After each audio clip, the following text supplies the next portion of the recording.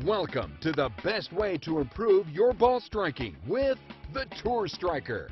Here's your host, Champions Tour winner, author, swing guru, and network golf commentator, Gary McCord.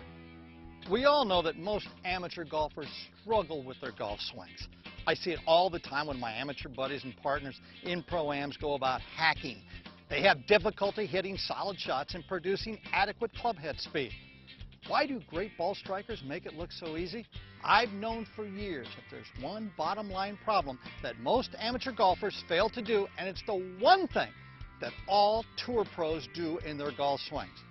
To find out what that one thing is and how you can learn to do it right, let's bring out PGA professional, former touring professional, and inventor, Martin Chuck. Martin, Gary, good to see you, partner. great to be here. You know, Martin, when I first started the tour in 1974, there was a lot of different looking golf swings. We had Chichi Rodriguez, we had Miller Barber with a flying elbow. They were great ball strikers. Absolutely. The reason was impact. Impact's everything. Why? Because right at the moment of impact, they all do one thing. They have great impact position.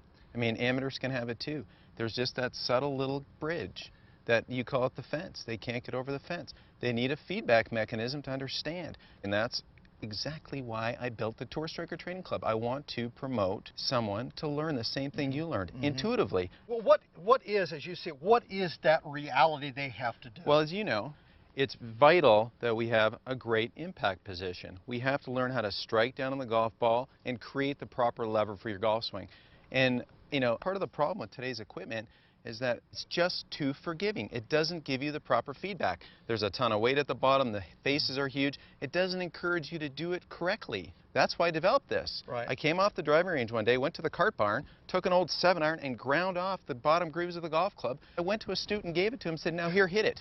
How do you do? Well, he would figure it out. Wait a second, instead of this fall back fire motion, he started to hit down. He started to have some forward shaft lean. All of a sudden the ball, it started to penetrate and go for a little distance. Right. Then I saw the bulb go off. I said, oh, I got to do something with this thing. This thing is cool. So with this club, we just provided a simple feedback mechanism for them to teach themselves. Most amateurs have a hard time coming over the top, and they cast the club a little early. And as soon as that club is released, you've lost your lag position that you've created. All of a sudden, you're just flipping to get the ball back in the air. You've lost a lot of the power you've created, lost a lot of your momentum, and you've lost your impact position. But the Tour Striker makes you keep that position. It makes you keep that lag, and it allows you to hit it with your body and with a nice forward shaft lean at impact. It's really a great practice tool to constantly work on your game. The Tour Striker is going to force you to get into that impact position. There's no way you can hit the ball if you don't.